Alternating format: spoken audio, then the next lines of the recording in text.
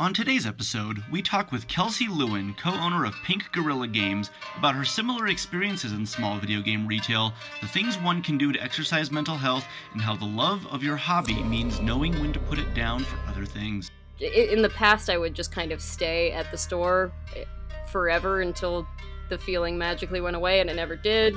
Like, it's just like, if I just work until there's no more work to do, then this will stop feeling bad. But that's not, believe it or not a super good way to handle that. So yeah, I definitely lean on having kind of other things going on in my life that I can turn to.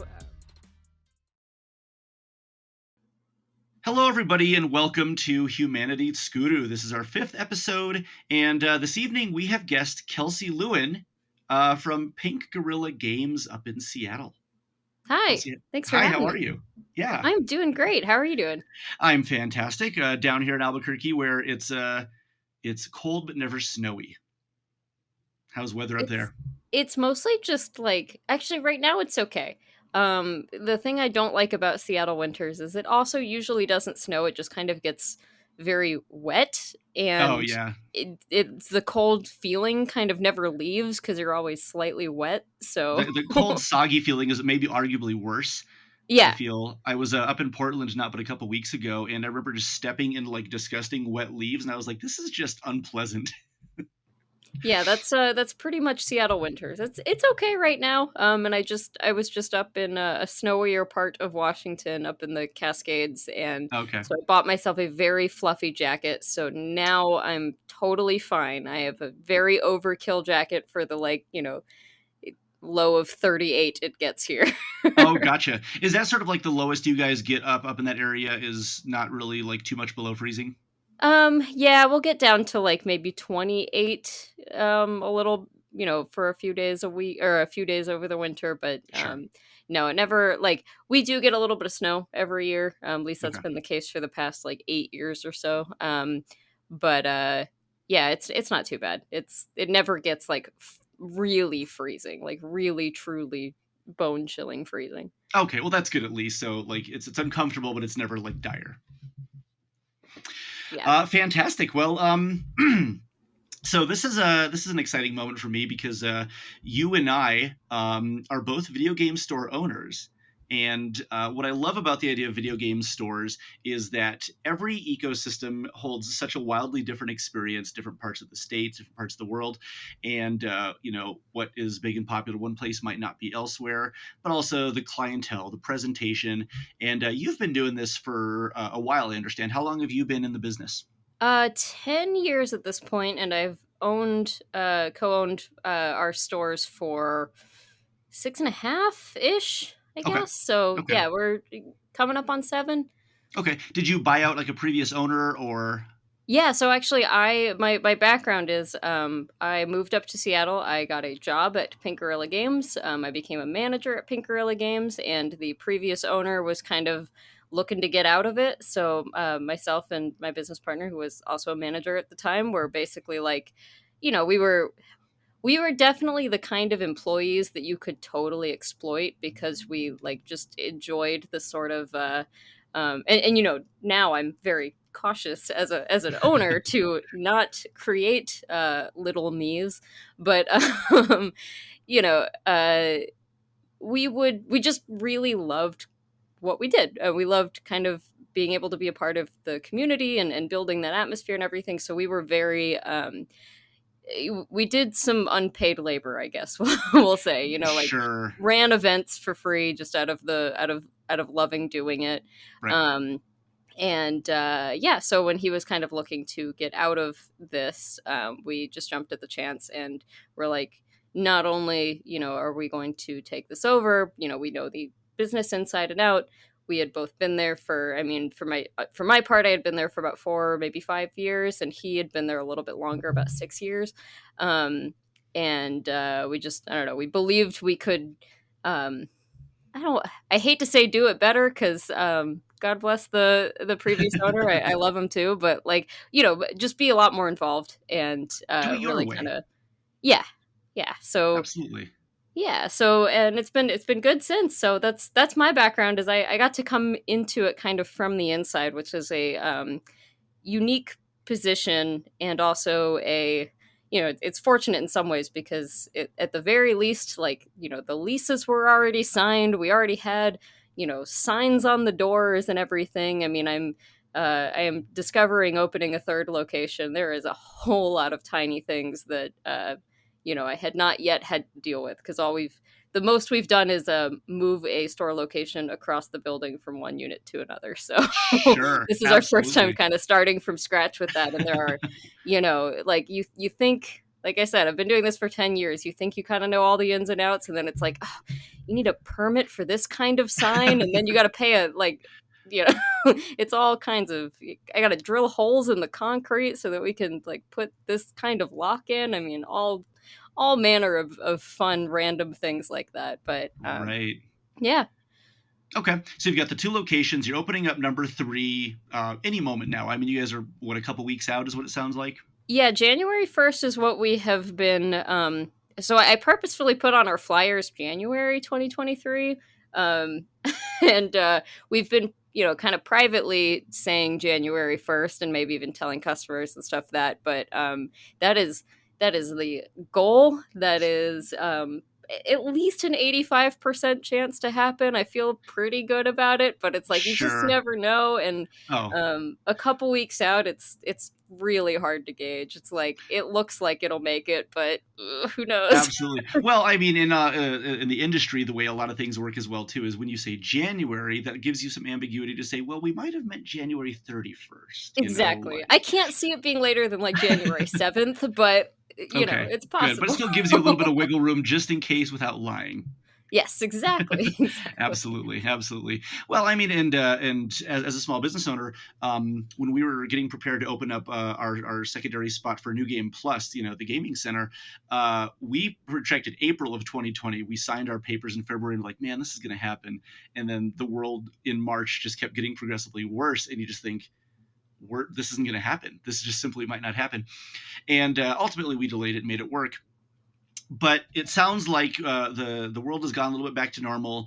You guys have been running these shops for quite some time now. Now, did you purchased both shops and then We moved did, and one? actually at the time there were three. So Pink Gorilla Oh, has had at one point we even had four locations. Now, locations 3 and 4 were never very good. They okay, were never in particularly good spots. location. I Okay, don't feel like they were. One of them made a lot of sense because it was basically part of the a building that the owner already owned, so it just kind of made sense even though it didn't make sense, like sure, it's sure, not a good store location, but it's essentially a free store location, so why got it. not? um and so, I mean, we've had more than two, but it's been almost 7 years since we've had more than two locations, and I think that we've done very well. I have no like world domination plans. Like I have no delusions of grandeur here. I'm not trying to take over the world. I would be surprised if we did a fourth. It would probably be, once I've like taken several steps back and believe in someone else's, entrepreneurial spirit and Right. and effort and everything, because this isn't, I mean, you haven't mentioned it yet, but this isn't even my only job. I also work full-time for the Video Game History Foundation, so um I I'm very excited to be opening a third location. I think it's in a great spot. It's in the Capitol Hill part of Seattle, which is kind of like it's where a lot of the cool restaurants and cool bars and stuff are. Mm-hmm. It's near a college. It's not like the biggest college in Seattle, but it is near a college.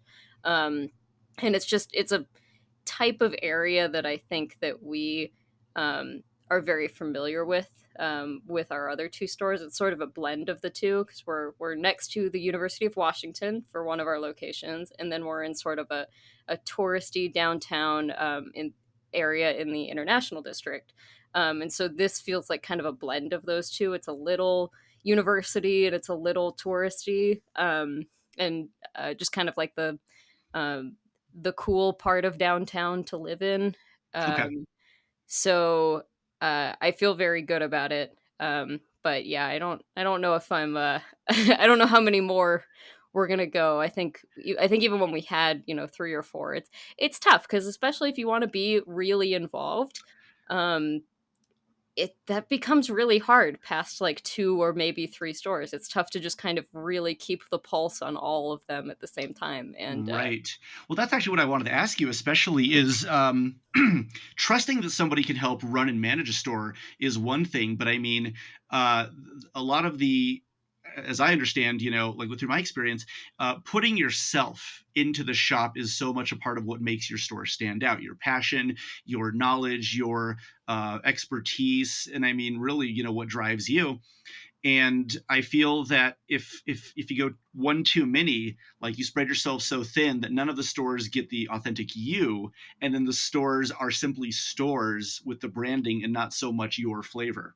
Is that that is something that you? exactly that. Yeah, you basically just read my mind. I mean, that is exactly the fear. And Mhm. like I said, I feel good about this third one because especially they're all in fairly close proximity. Like not so close that we're eating each other. I don't think, but Sure. close enough that like if you're visiting Seattle and you want to hit all 3 of them in a day, you absolutely can. Like you Okay. can totally hit all 3 of them in a day. Um, and it also helps that I don't know if you know this, there are no GameStops in Seattle anymore. There's none. Oh, fascinating. I had no There's idea. not a single GameStop in the entire city of Seattle. There's some in like, the suburbs, but like the pretty deep suburbs, like you got to get like 20 minutes outside of Seattle to have a single GameStop. So we're Okay. actually going in um probably like 4 blocks from where a GameStop used to be downtown. So I mean it's Interesting. been a few years, but it's one of those things where I'm like, clearly this used to be able to support a GameStop. So like there's demand for that here. Sure. Yeah. And now, this is fun because I've got a lot of relatable questions that I want to, share with you. Are are you guys going to be focusing on like new games in any way? Because you probably still have Best Buys and WalMarts and Targets and a couple places that happen to carry them, but it's certainly not like a main focus. Um, is that something, because we started dabbling with new games a couple years ago, and we do fine with it. It's not like something that excels, but we also have 7 or 8 GameStops here in town. Yeah. Are you guys going to be focusing on like the whole spectrum, or is used import, more niche merchandise still going to be part of your design?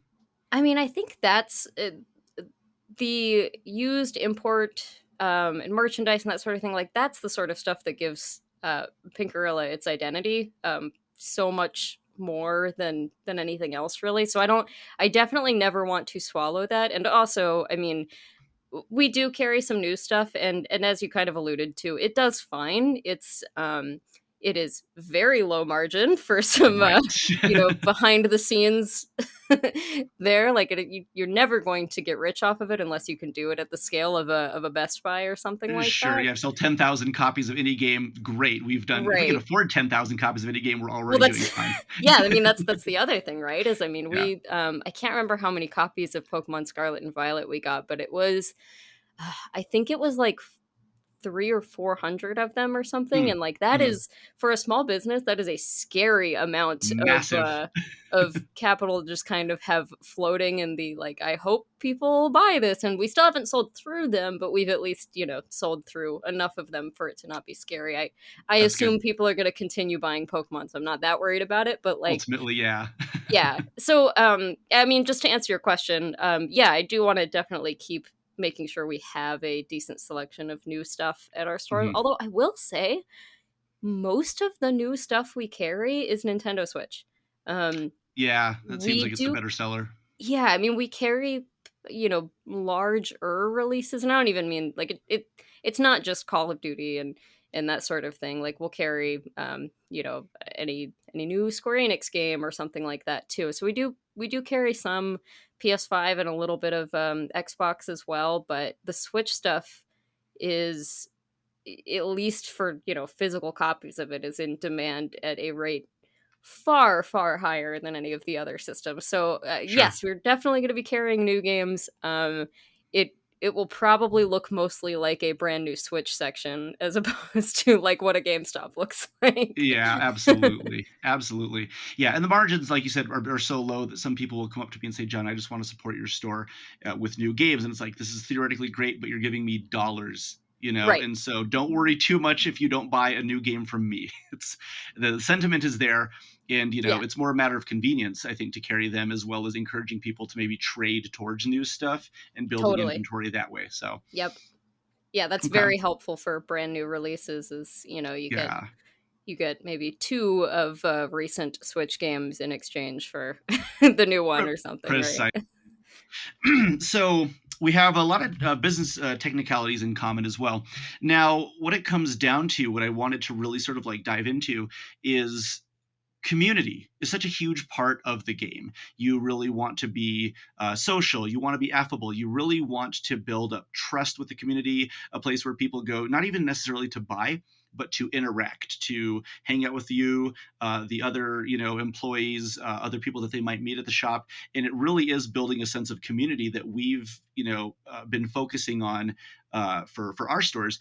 The community up in Seattle, I mean, because you're just a bigger city than Albuquerque, what is your experience like in terms of community building? I mean, you said you mentioned events, but how far do you guys go to sort of push that community? Yeah, I mean, we don't do a ton of events, and I can tell that you and your stores do more for sort of building a local community than we do, and I I think it's really cool, and I would love to be able to do even more of it. But the kind of nice thing about Seattle, and maybe this isn't unique, but I definitely feel like we we just it's pretty natural and easy for us to just kind of become a place where people want to at least come hang out, um and do, we have regulars who come in at least every week, if not multiple times a week, and they're not buying something every single time, but like just to kind of stop in. um I this won't be the only time I do this on this podcast, but my employees are incredible. They are Right, all, I don't know about you, but I hire for like friendliness and hundred customer percent. service way before I hire for ability to, like, know what year Mario Bros came out, or or something Absolutely, like um, absolutely. that stuff can be taught, but you can't teach, just being a a fun person to be around. So Absolutely. You have to have a personality that people choose to like seek out. I yeah. want, and I tell my employees, present yourself as if someone requests you, as if someone wants to be around you because your experience is good. Ooh, I really like that. Yeah. I might steal that one. Yeah, please. I mean, by all means. But it sounds like, I mean, we're fairly similar on that as well too, is making the store an appropriately social place to Yeah. be. Excellent. Yeah, Um, and I mean, we do some events. We So most of the events that we do at this point are just like when we are really excited about a game, when there's people in the store who are really excited about a game, and therefore kind of want to host or be around it. So in the past, we've done a ton of Monster Hunter events, oh, cool. because myself and my business partner are both really into that game, and then several employees are as well. So just kind of it started all the way back with, I think, I want to say we did it for the first time with 3G, maybe it was 4U, but like, this is 3DS era, so people were sitting there with like spreadsheets in front of them, Oh man. and now Monster Hunter doesn't require spreadsheets, so Sure. which is Yeah. which Absolutely. is which is probably for the best, but Yeah. yeah. But can we talk for a second about how the 3DS era might have been the best social era in gaming, maybe ever? Oh, yeah. Oh my god. I mean, Street Pass alone, I have no idea why that hasn't been brought back. That was I another really just know. nice thing, about the stores being a good place for people to just kind of wander in, is like, it bare minimum, you can always come in and get your daily Street Passes, Yeah, because get some like, puzzle pieces and like, yeah, yeah, myself and one or two other employees will probably have their 3DS on them. Like, you're at least gonna get one or two. So, um, absolutely. yeah, I miss that. Yeah, I remember going to some of the trade conventions, E3, and if you have your 3DS out, like, I mean, within minutes you have 10 people got to cycle through, get your stuff, close it, do it again, Oh all yeah. day long. It was just madness, and yeah, I'm kind of sad that it hasn't been tapped into to that same degree again. But maybe that was sort of that like Iwata magic that was just the lightning in the bottle. So the stores are one thing. but you're also working for the Video Game History Foundation, Preservation Foundation. I don't remember the name No, you exactly. got it. You got it. It's the Video Oh, Game good. History Foundation. Yeah. History Foundation. Okay. And so this, to me, you also sent us some stickers recently, which I've been just giving out to people at the shop because they're super cool. It's Good. a cute, Yay. catchy little design. What One is this? and you donated to our winter fundraiser, so your stores were a part of that too. So I don't want to Oh, don't sell yourself short there. happy to help. I mean, video game, uh, everything it's important to us. It's far more than a hobby. It is a lifestyle. We've been doing this for god knows how long, as soon as we can pick up a controller, and never want to see it go away. But how did your involvement with that start? Um, so basically, I mean, I'm someone who has for a pretty long time been very interested in, I want to say video game history, but really what it was that there were all of these pieces of video game history, or of, just video games that I was seeing come through the shop. This goes back to before I even owned it. Um, that I was like, how did this get made? Like, why is this a thing? Sure. The first one I remember feeling that way about was Packy and Marlon on the Super Nintendo, which is a Oh, certainly. yeah, it's a game about diabetic elephants on the Super Nintendo. Yes. Um, and I was like, I'm just like, this is, I'd heard of edutainment before, so it's not like a totally foreign concept, but I'm just like, how why was something like this made? Or the Game Boy sewing machine, and when you look it up, like, for the most part, most of um there wasn't really any history about these things. If you saw content about it, it was mostly to make fun of it, was what I Oftentimes, yeah. yeah, what I was kind of getting. So, if I was trying to figure out why the Game Boy sewing machine existed, I could Google that, and the results would be like, because they're stupid, haha. And it's like, well, Yeah. I don't think anyone, as a business owner, I don't think anyone like sets out to be stupid or have a bad Right. idea. Like, this clearly did not come from nothing. So what were they at least trying to do, even if you think it's terrible, right? So, Yeah, sometimes um, weird partnerships crop up and you're just kind of like, right. there's as in yeah. And so the history, are you saying, is to really like find out the why, and to give people more factual information about the existence of things? Yeah, so I mean that was my start in it. Was I was just really interested in some of these stories, and I was like, well, if no one else has told them, maybe I should start trying to tell them. And so I had a YouTube channel for a little while where I would do very extensive research into some of these, stranger things, and try to do the story justice and explain why, explain it in a way that wasn't just like, haha, this is stupid. Explain it in Right. a way that's like, here's why this came about, and here's what they were saying about it at the time, and here's what they were trying to do with it. And so, but as I was doing that, I was just very frustrated with, like, I'd researched for like 50 plus hours and was just finding crumbs. And I'm like, I know that, these are consumer products, like, and there's the people who worked on them might even still be alive. Like, why is there no information anywhere? Why is it so difficult for me to tell these stories? And so that led me to Sure. the Video Game History Foundation, which had just launched at the time. It launched in like publicly launched in February of 2017, and that was kind of my peak frustrated historian. So basically, I just reached out and was like, "Look, I don't know what help you need, but I've got a degree in communications. I've got some, PR experience, some business experience. Like, can I just can I just help out? Can I do your PR? Can I do something like that?" And essentially, I just kind of bothered the founder, Frank Cifaldi, until he relented and and just started volunteering a bunch, and wormed my way in, basically. It's sort of the key to success, is simply bother the right people enough until they sort of Mhm. concede. Okay.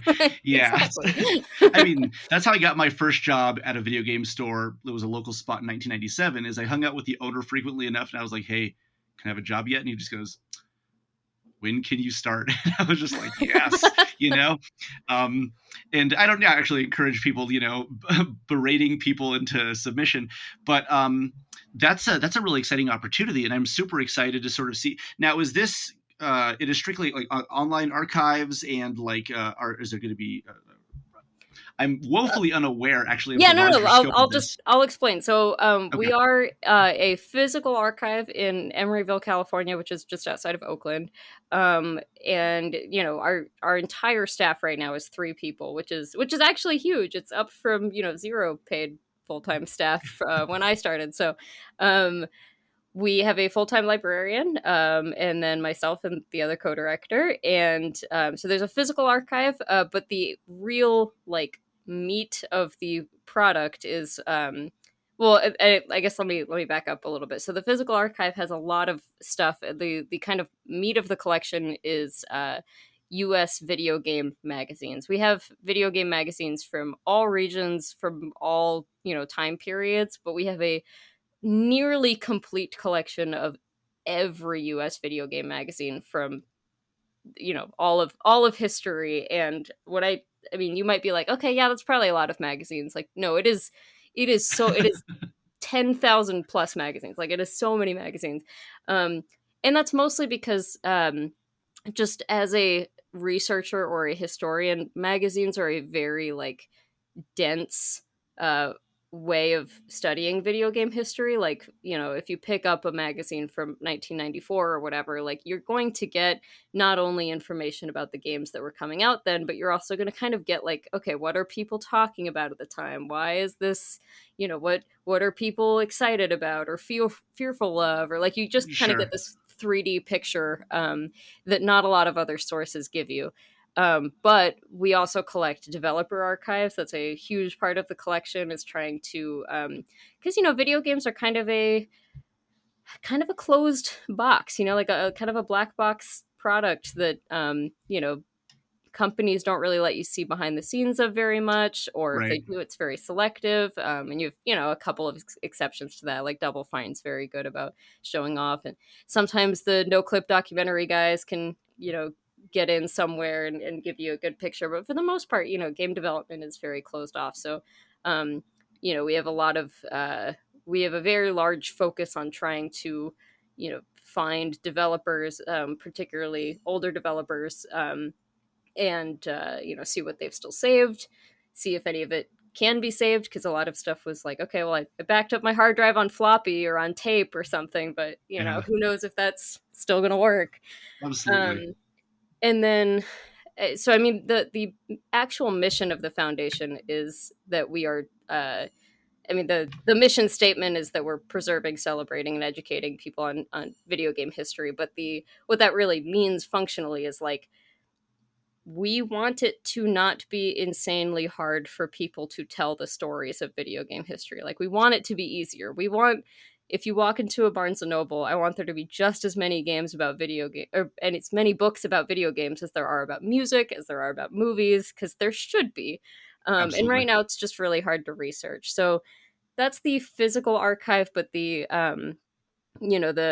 what we're really trying to do, and is a huge project for, I mean, it's been going this entire time, but is really finally starting to come together, is a digital archive that people can access from anywhere. So Sure. that's being built right now. That is the librarian's job most days, is working on that. We've digitized a ton of stuff. It's just not, it's like, it's a bunch of data. It's not like a thing that's fun or easy to search through right now. So that's Sure. Well, it what's sounds kind very of being much built. like the moving a mountain one grain of sand at a time, and Yes. I can't even imagine the singular scanning of every page of over 10,000 magazines alone. Yeah, and with the magazines, I mean, so we don't the ones that are on our shelves are not scanned, but we have scanned um like over 1100 magazines just this last year. But we try to scan duplicates, because in order to like really get a good scan of a magazine, you have to destroy it. You have to Oh like shoot. Okay. take it out of its binding and everything. Right. Yeah. So and we're cross-referencing with things that have already been scanned. So that is 1100 magazines that had not been scanned yet, or at the very least, I think a couple of them were like scans that were done in 2004, and so they're like 100 DPI or like something really Oh terrible. So shoot, there's a yeah. couple that we redid, but for the most part, it's 1,100 magazines that had never been scanned before. So Wow. Wow. yeah. Okay, so you have the physical location. Now, is this some place that people can go visit and check it out, or is it simply physical for the sake of having like a contained unit for this stuff So to live? it's really small. So we are by appointment only, and Okay. we don't have a ton of slots because I mean it is literally. I mean I live in Seattle, so it is two people that work in that very tiny uh, office slash library. So Hmm. it is not a like fully staffed library, but that doesn't mean it's Sure. closed. It just means like you gotta like email me or something, and we'll figure something out. Just Right. we don't fling the doors wide open, unfortunately. No, that makes a lot of sense. I was sort of curious to see if, like you and a group of friends could like, yeah, come in and check stuff out for the day. Because that's a great theoretical, but also I understand like the there has to be a limit, and especially if it That's the really goal. is. I mean, if we get to a place where we're even if our library is even like twice the size of what it is right now, I mean, at that point, at least there's room for some furniture and stuff. Like there's a That'd be cool. desk in there, but the desk is also our digitization station. So it's got Okay. like the giant scanner and the big like chip reader and dumper and everything, and like Sure.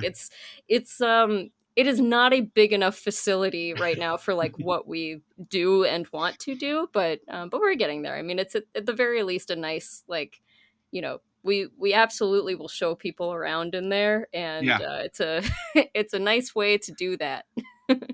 That's amazing. I'm someday I would hope to actually like make my way out there and just check it Oh, out totally. physically, even by appointment, walk in and Yeah, even just take it in. Um, now, something that I really sort of like getting into is, it sounds like there's a lot of really great stuff in your future, a lot of stuff going really well right now. But I know that as a business owner, and I've had my store for about 15 years, is I can't lie. There's been moments where it's been, I mean, phenomenal. And there's been moments where it's just sort of like, I'm done. But there have been moments in the middle of the road that have just been like, I simply am so defeated. I don't know what to do. I don't know where to go. I don't know if I've got the passion anymore. Like the fire is just as dim as it gets. Have you had moments like that where you sort of look at everything and you say, I should be loving this more than I do, or God, like this is too much. I don't know what's next. absolutely. I mean, I am very lucky having a business partner because it kind of gives us both a little bit of space to sometimes be like, I'm not I can't right now, like I'm overworked and I'm just not feeling it right now. It makes it a little easier to navigate those moments. Hmm. I was when I was doing this full time. Yeah, that was definitely more of a. It's hard, especially at first. I think to kind of learn how to take time off, um, and it's one of those things too where I feel like how people say like if your room is messy, like you're just going to kind of stay depressed, like it's hard to be happy in a really messy room. And Hmm. the stores will get like that too, where you just like your heart isn't in it as much as you want it to be at that moment, and you're also looking around and seeing like so many things you want to change, and it's just this paralyzing feeling of like I don't have the energy to fix these things that would probably make me feel better about everything. Yeah. um so I've definitely been there before. I'm lucky that, like I said, I'm lucky I have, um, both another outlet and also a business partner that Hmm. allows for me to kind of feel those things without it feeling catastrophic. But I 15 years is a really long time, and it's a very it's a very impressive amount of time for a game store to be around. So I mean, I do you have a not to turn the tables on the interview here, but like, do you have a long term plan for like you? I think we both know neither of us can do this for like 60 years, right? Like, there's Correct, just no correct. way. As much as I would theoretically love to, I'm getting old and every day is a little creakier. So, Yeah. I don't. At this point, it very much is sort of like seeing, it's playing it by ear, and maybe it's every 3 months I sort of reassess and go, how's it going? Sort of like a mental health check in, and, is this where I Yeah. want to be? I just play it by ear at this point. I don't know what's next. I don't know what the time frame looks like at all, and I'm kind of okay with that at this point. Um, there's been moments I think where it's been a lot more amplified, especially when you have things like someone steals something is a bummer, but when somebody breaks in the shop and you get a phone call in the middle of the night, it's just like it's crushing. Like have you guys had any really major incidents of that sort that have just sort of like made you just take a step back and go, I don't know. I can't tell if you're asking because you know what I'm going to say, or if you're actually asking. 2022 was it wasn't just the worst year for it. It was an inconceivable change in that kind of stuff happening around us. So the store's been around for um 16, 17 years at this point. We have never had any really major break-ins. We had plenty of theft, and that's just like I Cost people of will business. exactly, like that is just the nature of the game, and it doesn't matter where you are. You can be in the middle of nowhere, you can be in the middle of a city, you can be in a red state, blue state, purple state, doesn't matter. Like theft is just part of the game. um but we really hadn't had any major problems with it until 2022. And I think our first break-in might have been last year, but I mean, we had at our international district store, we had a rash of them. Like we had um, a one happened on while I was out of town for my birthday, which is just the worst thing to wake up in the middle of the night to because I can't even Yeah. do anything about it. And again, thank God I have a business partner. Uh, and then we had, I mean, we had a week or maybe it was 10 days or something, but where the store was broken into once or no twice, and then we had two different broken windows. So, and these were all separate incidents. And it is crushing. It is so demoralizing. I am normally fairly strong about this stuff. I firmly believe that stuff is just stuff. I hate replacing windows more than I hate thinking about what was stolen. Like the window is so much. Please just like break the lock or something. Please don't break the window. Right. I'm with But you. uh, yeah, like it was a very very tough year for us, and we have unfortunately had to really step up security, and it seems to have worked actually like pretty well. um but I don't like how much we've had to step up security. I mean, we Hmm. now have cameras absolutely everywhere. We have an alarm system. We have gates at two of our stores, like fold scissor gates that go over at our new location. It goes over the entire storefront, so all the windows, and like we got to put the whole thing behind bars at night basically. Yeah. And at our international district location, um, we're inside of a building, and we had to sort of because the other businesses inside that building are just not like high theft target businesses, so we had to kind of take the initiative and reinforce the doors in that building and put bars on the doors because people were breaking in that glass and then breaking in to our place. So Right. um it's been a tough year for it. It is it's definitely there were some very low points for me in just the like, you know, I'm sure you felt this way before too, where you're just like not the small local business, like do this to Walmart, come on. I've Like, Yes, more than enough. And of course, I don't encourage terrible behavior to any degree, but it's always no, like, but why us? Like, why me? really? Yeah, You benefit exactly. so little from stealing from a place like us. Yeah. You know, So yeah, I mean that was really really hard, and we finally kind of locked it all up and got to a place where we weren't checking the cameras at 5 in the morning every night because that was, um, again, having a business partner, like I can see when he has accessed the cameras, and at some point we had a chat together where I was just like, look, both of us are waking up in the middle of the night and checking the cameras. Like, we cannot live like this. This is right? this is bad. Yeah. So we got to a point where we were not doing that, and then we had our first theft during open hours, major theft during open hours, in which Ah, someone came in with a weapon and demanded the register. So and I am I mean, that was the one that really that really broke me, because I mean, I wasn't there for it, and that made me feel even worse, and I'm sure you can relate. And just you know, I that was a very tough thing, and just trying to figure out how to best protect employees. I really do think that was probably a one-off, but it's still, when you get to the point where you finally feel like, okay, I've locked everything down, this isn't going to happen again. It's like, well, I wasn't counting on that. So right. um and I don't know, I feel like I'm speaking about it sort of, I might not sound like I'm taking it seriously enough right now, and it's just because I it was such a difficult thing for all of my employees and stuff to go through. I mean, um, we had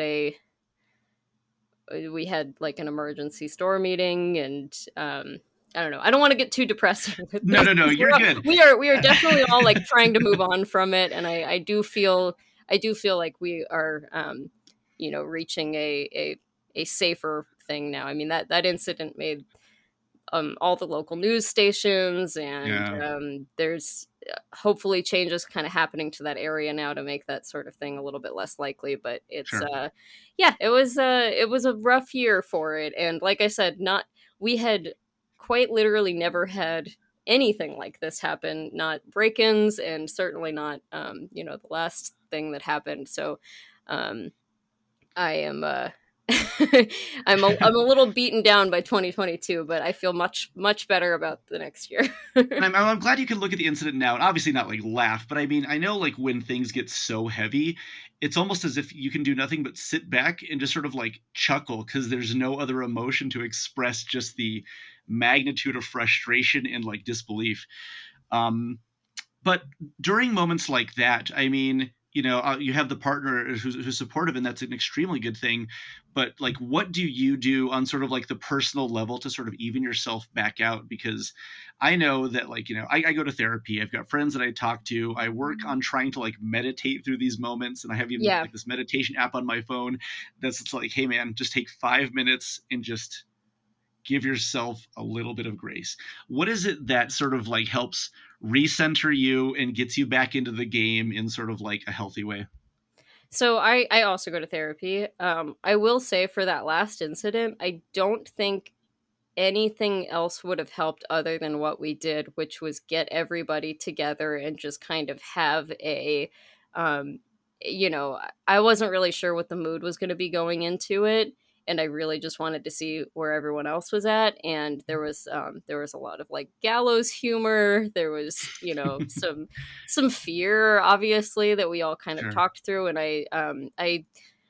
you know actual therapy is vital, but I do feel like that was sort of a necessary part of the healing process from that, Yeah. for me at least. And I don't know, I hope others feel the same, that it was an opportunity to kind of everyone be like, okay, yeah, wow, that just happened, Yeah. what do we all need?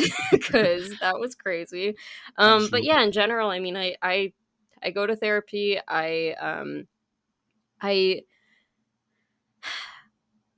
I usually try to do something productive somewhere else, if that's like, if I really am just feeling stuck, and that can be, that can literally just be doing the laundry or having a nice long walk with the dog or something like that. But not in the past, I would just kind of stay at the store forever until the feeling magically went away, and it never did. Right.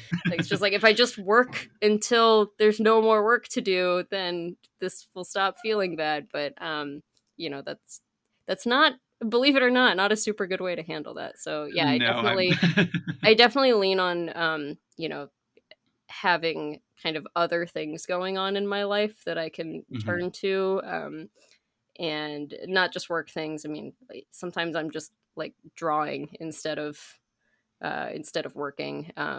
And Mhm. yeah, having animals helps, I think, too. Very much. I think, yeah, we're both animal people, and sometimes r- retreating home after a long day, not even thinking about video games, but just like picking up a cat or a dog and just like burying your face in Yeah. it and saying, "Just give me, this is what I need." Exactly. This- but yeah, I mean, having employees who really stand beside you and support you, and even a community that loves you and helps you like sort of work through it is a really good bet.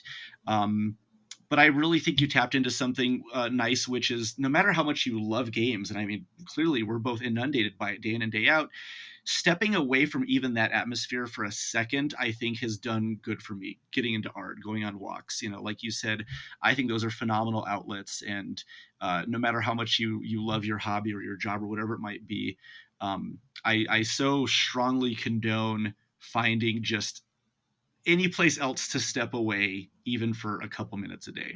Yeah, and something I'll say that I think, I'm actually just kind of thinking of this for the first time, but maybe this would have been helpful for me to hear, so maybe it'll be helpful for someone else. Like, I have hobbies that I like much less than I like gaming, and I still make sure I find time to do them, even though Yeah, they are like a quote unquote, less enjoyable hobby. I feel like they're like necessary. It's like necessary yeah, to do something, even if you like it slightly less, to just yeah, step out of it for a little bit. Like I sort of enjoy baking, but not like a ton. It's like it's nice at the end. It's frustrating in the middle. It's like, but I will make sure I cook or bake every once in a while. And it's like yeah, this is good for me. It's good for me to yeah. do something like this. Absolutely, something new, maybe something outside of the comfort zone.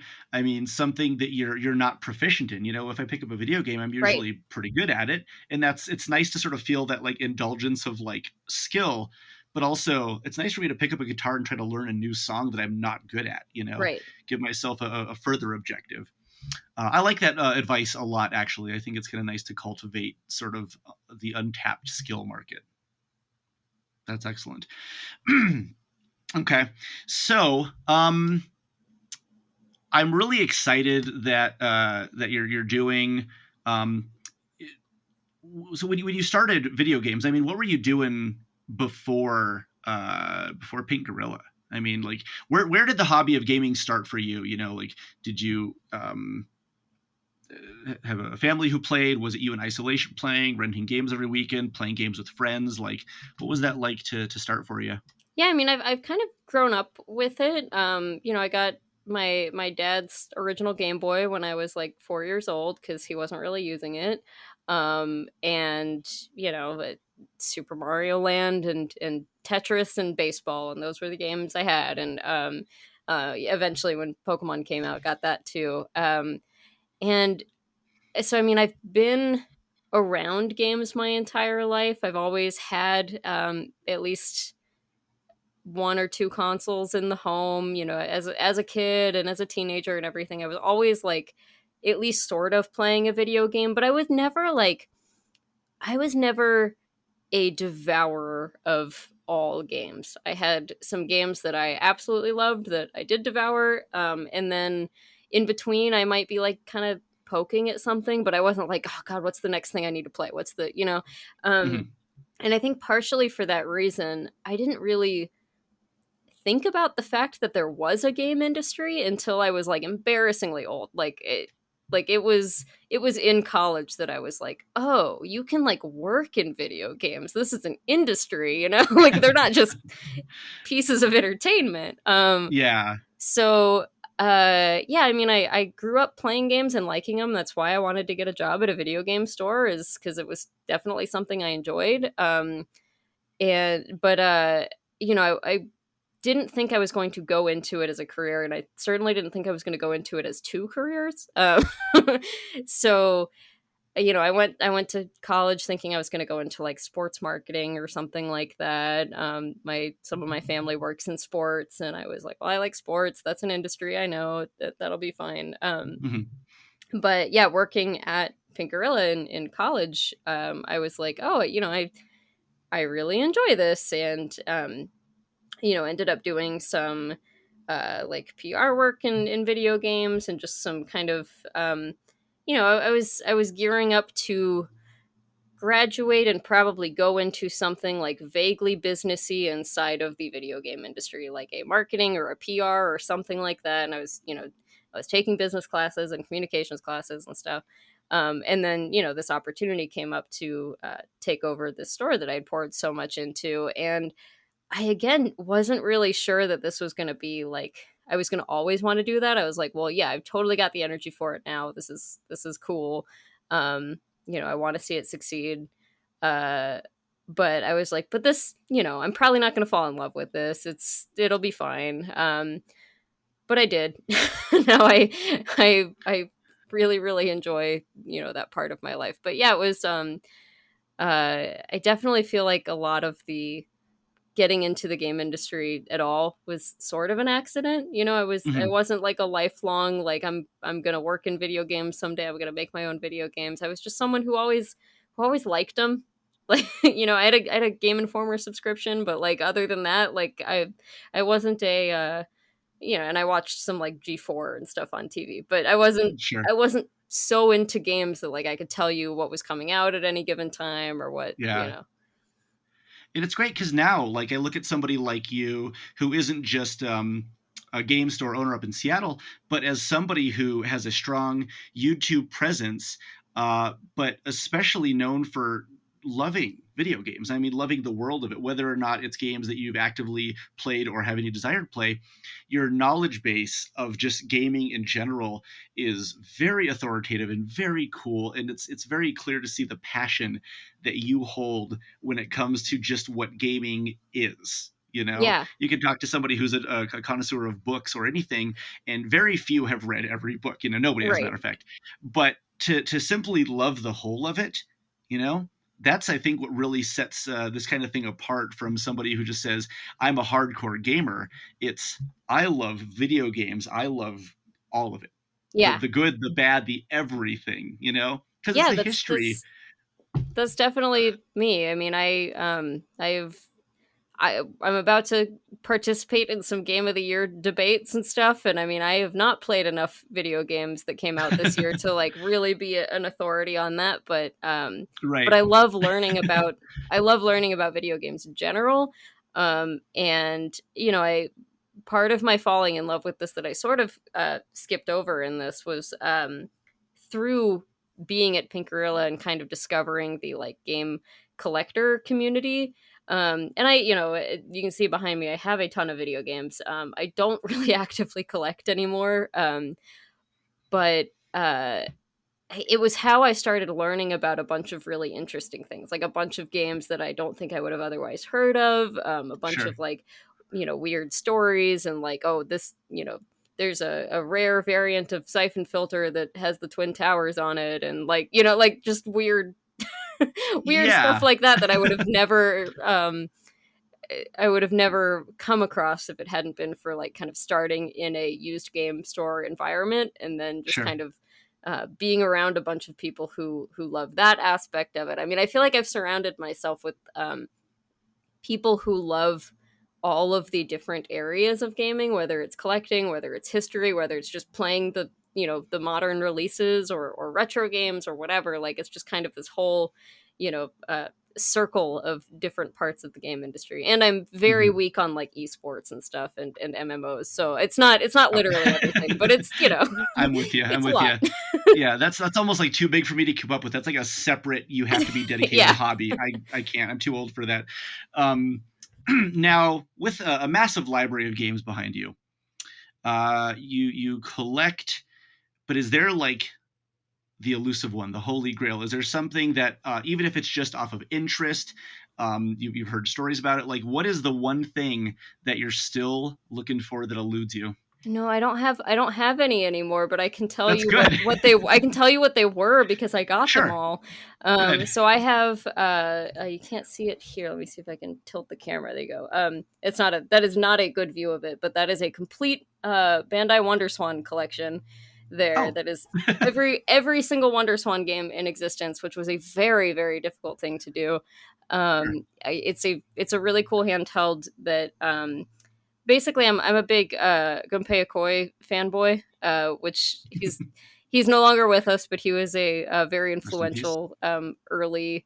employee of Nintendo, like when they were making toys and stuff. So his influence is kind of like, you know, he a lot of his influence is still seen in Shigeru Miyamoto. Basically, a lot of just kind of playfulness and like his big design philosophy, excuse me, was what he called lateral thinking with withered technology, which was basically like, let's take something that is not cutting edge but has been totally perfected and is totally cheap now, and let's make something like very fun and unexpected with that, and then we can Yeah. offer it for cheaper than any other toys on the market. So after he left Nintendo, he went and started a company called Koto Laboratories, which partnered with Bandai to create a new system. And it's very like, it's very of that kind of philosophy. It is definitely not cutting edge. This is like, when the Game Boy Advance is coming out, and there's color screens have existed for forever, but this is a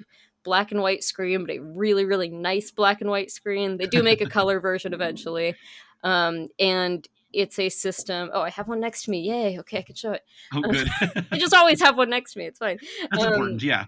Yeah, there's some games that can be played like this as opposed to like this, so both Like horizontally horizontal. Yeah. and vertically, which is very cool.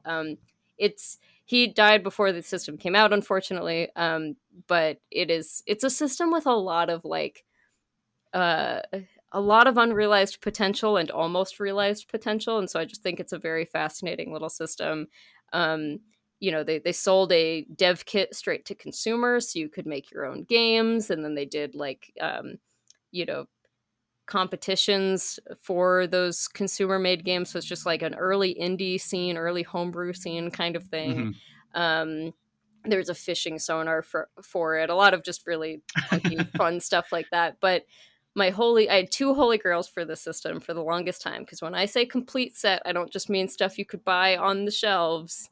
I mean all of it. So the first of which is it sounds so silly every time I say it out loud. A pregnancy tracker for the Wonder Swan. It is so much like the Game Boy.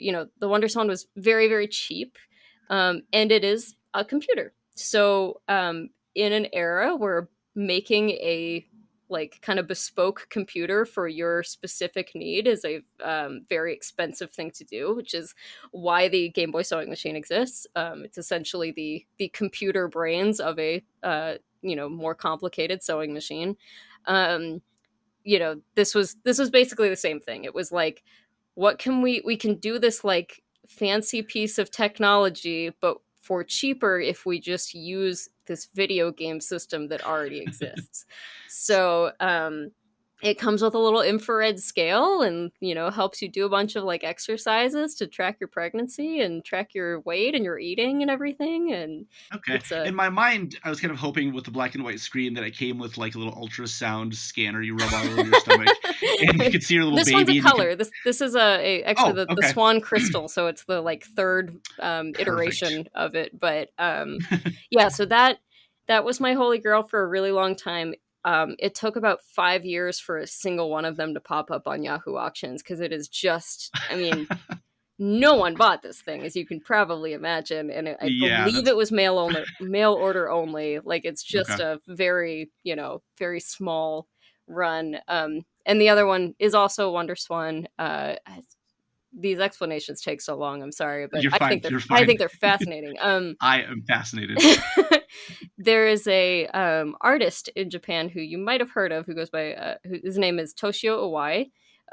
He made Electroplankton on the DS, as well as uh, Otaki on Famicom Disk System and stuff. He's an experiential artist, like a kind of sound design and visual design, kind of more like, he's not like painting, he's like making experiences and exhibits that you go to. And so he got into video games fairly early, because it was just kind of part of um, the artistry stuff. So Hmm. because there was this Wonder Swan dev kit that you could just buy as a consumer, this was something that I imagine appealed to him and was like, well, as an experiential artist, I can create something with this and put it in an exhibit. So he created this. We created two things. One is it's a collaboration with another artist whose name I forget, but is a very simple, just kind of like dancing illustrations thing. You just press the buttons and the illustrations dance. But the other one is called Tenori On, which later turned into an actual instrument that was sold by Yamaha. But the original version it's a WonderSwan game, and it's essentially like it's a big grid, and you just fill in things, different little segments of the grid, and it's playing a song based on where you fill in these things. So kind of like Mario Paint ish, where you're like just kind of Sure. putting sounds on a line, but instead expressed kind of through a grid. And it's just this sort of like playful music tool. So you can make like a cute little piece of pixel art, and it will also sound like a fun little song, because all of the notes are meant to, work together kind Sure. of no matter what configuration you put them in. So this was literally just an art exhibit. He didn't like make copies of this game at first. It was just like you could go to this art exhibit in Japan and experience it and go home. And there was just this big like outcry from the WonderSwan fan community, particularly the this sort of homebrew indie scene community that Hmm. was using these dev kits, that was like, okay, we know you used this, like, can you please sell it to us? Like, this was awesome, we loved it. And I was researching this for a while, and he literally like shows up on the message board and is like, huh, yeah, I guess I could do that.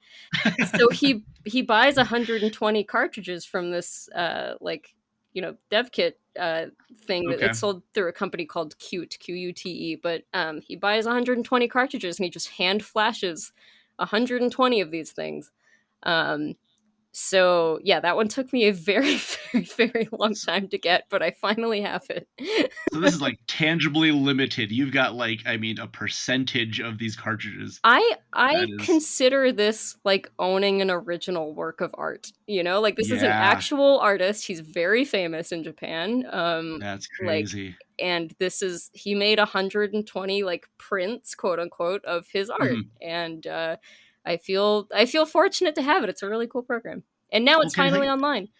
Yeah, and I want to tell you something that I love is you just listed two things I've never heard of. I've researched plenty. I've got lots going on. I've seen a lot of things over many years. I had no idea about either of those things, and I think that's thrilling. Yeah, Is well, that it's again, that's one of the reasons I love that system so much, is there are just so many fun little weird stories like it on there. And I sure? mean, do I still have a holy grail? Like, um, I mean, I have this very large WonderSwan collection, and there's really at this point not much that you can add to it because I have all the games. But Hmm. like at Tokyo Game Show one year, they had booth babes that wore this like cool WonderSwan outfit. Like, oh, I'd love to add that to the collection, but Okay, it's you know what? I'd say that counts. we're well past games at this point. It's now into like very silly territory. Absolutely. I think that's a thrilling idea of just, yeah, what kind of like tertiary collectibles are there. I did actually convince a Nintendo employee back in 2003, I think at E3, to give me one of their blue shirts, and like they're skin tight made for women. But this woman, Lisa, actually brought me an extra one. Just, I don't know why. She was just very nice to me. And I kept it for several years, eventually ended up giving it to somebody I was dating, and it's gone at this point, which is unfortunate. Ugh. But like stuff like that to me is even more exciting, because it's not even like a swag item that you get from a booth. It is like this weird off item that simply exists in the realm of like promotional only insider kind of stuff. Yeah, yeah, that kind of stuff is really cool, and I think it's something that as game store owners we're probably very fortunate to be like able to look beyond video games at this point. Like, Yeah, you eventually have kind of seen all of the video games at some point, and so um, it, I imagine you're kind of in a similar boat as me, where you're just like, I don't know that I need more games. Like, I see correct. games, I love games. There's a lot of them, I Yep. buy games if I'm like about to play it, obviously, but other than Yes. that, I'm not really adding actively anymore. That's yeah. What I've got in my room here is sort of like where it ends, and I'm fine with that at this point. It's no longer the hunt. It's simply, I mean, yeah. If I see something super crazy, if it's been sitting on my shelf for like a month and nobody's bought it, okay. If it's something I've been eyeballing, I'll take it eventually. But I like to leave all the stuff for the customers and the really thrilling things. But every now and Yeah. then something cool pops in. But it's no longer me like completing a checklist at this point. It's Yeah, just we have a 2 week rule for employees at the store that you got to let items sit for 2 weeks. So they have a very generous discount. So they yeah, have to wait 2 weeks to see if a customer buys it first. And right. I try to also abide by that rule myself because I don't think it's very Yeah. fair otherwise. Otherwise, yeah, there's too many ins to like getting all the good stuff before it hits the shelf, and then your store sort of diminishes in terms of like, Right. somebody watches an inbox Earthbound get traded, and they go, "Oh, I can't wait to buy this." But then if the employee snags it right off the bat, it's like, well, that sucks. Yeah, Like you want the exactly. customers to get the thrill of like the insanity. So, so Kelsey, you've got a heck of a time in front of you. You've got a whole lot of stuff that you're in the middle of, and I'm so excited to see the opening of your third shop. I can't wait to see what the History Foundation continues to do. But before I let you go, I've got a handful of questions for you, and I want to know 5 things. Okay, Okay. I want to know outside of gaming, what's a book that you would recommend? Question Ooh. one: what is a book? Oh, and it and it can't be. So I have a lot of video game history books. You Um, certainly can. I mean, ideally, I want just to be accessible to somebody. If they said, "Hey, recommend a book to me," what is it? Yeah. Man, I hate that I'm going with a sort of uh self-helpy one, but it was one that was very useful to me, which is a book called Atomic Habits, which I'm sure it's on a lot of lists. Who wrote that? James Clear or something like that is his name. I Hmm. can't quite remember, but it's essentially so I have ADHD, and it is it's something I take medication for and stuff. But Sure. this was a book that was very helpful to me in sort of breaking down like the when you feel like you can't start something and you can't like everything just kind of feels overwhelming.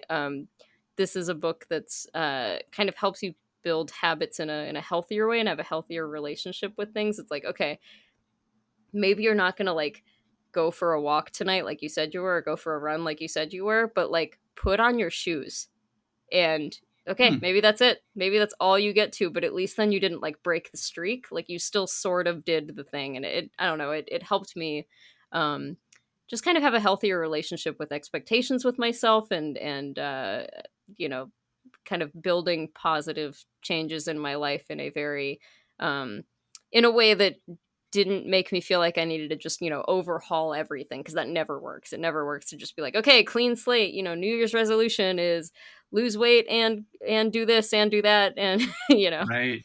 Yeah, that sounds great. You said Atomic Habits. Atomic Habits, yeah. Okay.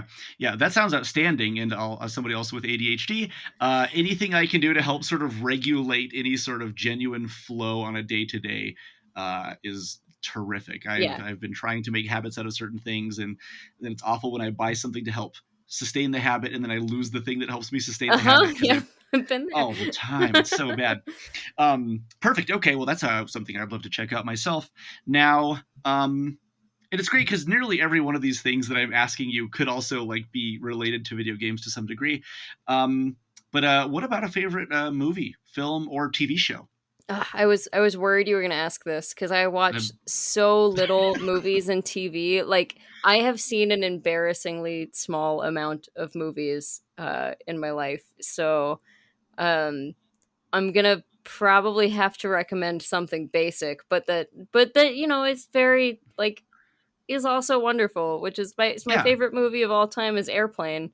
Uh I just watched that like 2 weeks ago. Did you? Yeah. It's phenomenal. It's not like, a hard hitting, like a smarter person would say something very, a very intelligent, deep, dark movie. But you know what? Airplane makes me smile every time I see it, and Oh, I can quote most of the movie. So yeah, it's just, if you consistently haven't seen funny. it yet, it's worth, like, it's worth it. I think that's important. So, maybe turn your brain off, let yourself go, and simply allow yourself to watch a movie without needing it to be a 3 hour long epic. It Yeah. can simply just make you laugh for 80 minutes and be like, that's exactly what I needed. Yeah. We Yeah. don't have to always be smart and profound in every part of our lives. It's fine. Yeah, but it's great too because, like, for as much dumb humor as a movie like that has, there's a lot of really fun, clever subtext that I think in the delivery or the lines written, anything that Leslie Nielsen does to me feels like there's some modicum of like this hyper intelligent man that dips down into like the silliness that is so appreciated. Yeah, You know? there's something he in particular taps into that is just like, yeah, he looks and feels so serious, and like you should be respecting him, and like he gives off an air of authority, and then Yeah, he's very silly, and it's fantastic. perfect delivery. Not a man like him. All right, now, one of my favorite subjects of all time. And living up in Seattle, I'm sure that there's an abundance of options, but I want to know if you've got a favorite food. Ooh, yeah, it's hard. It changes like day to day, but the sushi in Seattle is phenomenal. Are you looking for a restaurant recommendation, or like a Sure. I mean, if you say, hey, I love this restaurant because they have this plate or whatever it might be, yeah, so say someone says, hey, I'm coming up to Seattle for a day. What's the spot and what do I get? Yeah, I mean, so this is not something that anyone can just always do, because it is a very, very expensive restaurant, but it will change the way you think about sushi, and I that sounds dramatic, but I genuinely stand behind it. It's called Shiro's, and it's in the Belltown neighborhood of downtown Seattle. It is. Have you ever seen the Netflix documentary Jiro Dreams of Sushi? I have not. Okay, so the owner slash like head chef, I think he doesn't work there so much anymore, but he's in that documentary. Like, he's one of the apprentices uh of the kind of hero of that documentary. So, um, it is it is so phenomenal. My favorite sushi, personally, is either salmon or hamachi. Um, but all of like I it's all the best sushi you will ever have in your life, and I Wow. really genuinely believe you will like not look at sushi the same after you've had it. So, I don't know. I assume the sushi in Albuquerque is probably not fantastic. All right. Yeah. Like, at best, it's fine. Like, it's Yeah. not, yeah. You will We're never ve- receive this type of review for Albuquerque sushi. Yeah, I mean, Seattle is very like, because we're just, we're in a fish market. We're right on the water. Like, Yeah, it's very, very, all the seafood up here is very, very strong. So, of course. sushi I absolutely love, but really, like, you can't go wrong with pretty much any seafood or sushi in Seattle. It's all good. Makes sense. Okay. So, Shido's, Shitos, yep. and you're talking about getting that sushi. All right. Fantastic. Now, this is very easy for me to ask anybody because I get excited. It's especially exciting to ask you. And now this could be a favorite right now. It could be a favorite of all time. It could be a favorite for any reason that you deem acceptable to answer in this moment. But what's a favorite video game? I know that's a Okay. big It question, it but is, but you gave a good like a good kind of intro to it, which means it doesn't have to be the definitive best game of all time or anything. nah, no. Um, the game that I am just like the closest to in my heart is Animal Crossing on the original GameCube, and Oh, it is yeah. it's a chord that I feel like has not been struck quite the same way ever since. It is a game that is just, I don't even know if it works anymore super well. Like, I've gone back to play it, and very recently even, but the I think it's too hard to stick with a game like that now. Now that kind of everything, there's so many good short experiences out there, and there's so many things you can do online, and just so many things to distract you. But it's a game that, like, genuinely over the course of months or a year, however long you play it, genuinely makes you feel like you are a part of a community, which is in a game that doesn't have a real community, in a game that is entirely single player, is just Yeah. an incredible achievement. And you know the like it's limited. You know, it's a game that started on the Nintendo 64 in Japan, and um, it's not like the it's not like it has infinite dialogue or anything. Like it is a limited game, but to play that game for 10 minutes a day for months and months is like it's a very close game to my heart. Yeah. I think I always had this fantasy when I was younger while playing the game that I would have some sort of pen pal and we would email like our towns back and forth, not email, Yeah, but physically mail our memory cards yeah. back and forth to one another to be like, hey, check out my town, even if it's for an hour, and then mail it back, Oh, you I know, wanted that so bad. Yeah, days lapsing in between. But like there was such an experience about that like you said is even very limited in scope, but at the time like it really was like, I can draw my picture and put it in my house. I can go home and I can play Excite Bike on my little system. I can go kick a soccer ball into Pierce's yard and he'll give me a bed frame or whatever.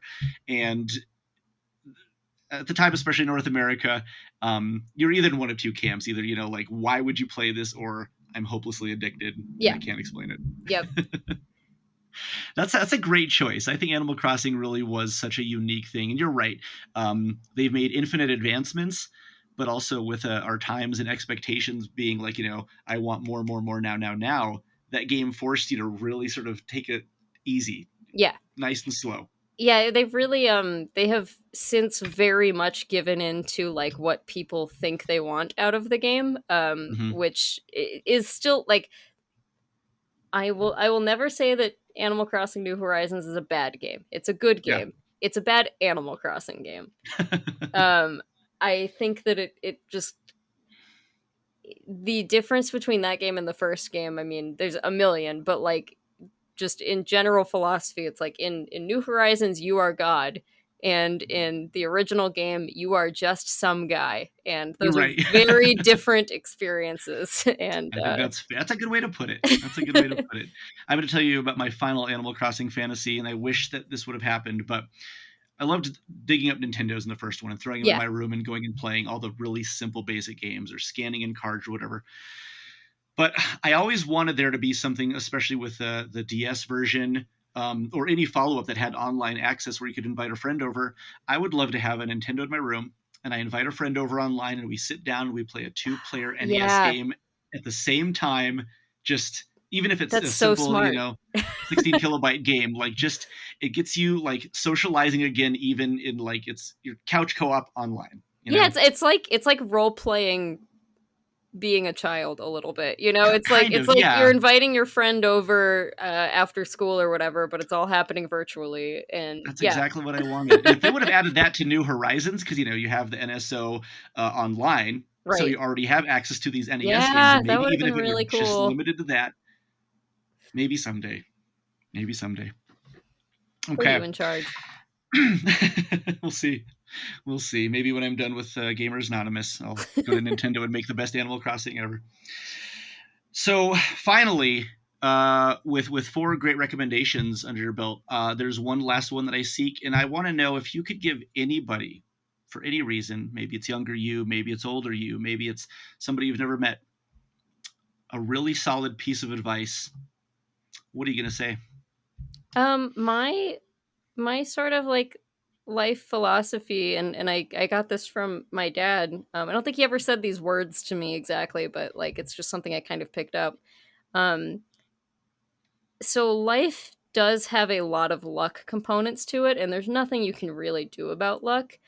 But when you have an opportunity, you need to be ready for it or it will pass. Like you have no chance if you're not ready for the opportunity. You're not guaranteed a shot like no matter what, but you have no chance if you aren't prepared for it. And it's what kind of made me like, it's what's made me work so hard in everything I've ever done is like, okay, I don't know. I mean, I had no idea that I was going to be uh like given an opportunity to take over Pink Gorilla, nor was I even like thinking that was a possibility. But I knew that I needed to work hard in that, because kind of who knows what opportunity could come from doing that job well. Or Right. if I'm going to be making content about video game history, I need to make sure I'm like really putting everything into it, and not making a half researched lazy YouTube video. Like, it needs to be really good, even if only 200 people see it. It needs to be really good, because if the right person is part of that first 200 people that see it, that could open doors. Well, and just having pride in your work in general. But like, yeah, I think success absolutely has a luck component, but that part you can't control. You can control how ready you are for those times to appear. So I don't know, it's not I very think concise. I'm still looking for a no, concise way to say that, but that's fine. Yeah, that's a phenomenal advice. I really think a lot of it is operation, excuse me, operation, opportunity mixed with preparation yeah, is really like that's a phenomenal way to describe how we should approach kind of everything. That's great. That's great. thank I you. like that. Okay. So now, to finally wrap up, where can people find you if you've got like a Twitch or a website, or like, where's the best place to access anything that you got? Yeah, so I am on Twitter at Kelsey Lewin, KelsLewin, and on I've got other social medias, I guess, but that's really the one I'm the most active on. Mhm. Pink Gorilla is also on all of the social medias. It is Pink Gorilla Games on most things, and then Pink Gorilla LLC on Twitter, because I didn't set that up, and I'm still a little peeved about that. The Video Game History Foundation is at Game History Org on everything. It's also gamehistory.org if you want to go to the website. So a lot of links, a lot of socials, but I talk about both from my personal account if you if you go there first. So Perfect. Well, this is very exciting. And so I want to thank you for being part of this podcast, for offering us some insight into what your experience has been like, and just, giving us a glimpse into, a little bit of behind the scenes of both of these businesses. And so, Kelsey, thank you for helping create humanity. thank you so much for having me. Absolutely. We'll see you guys next time. Thank you.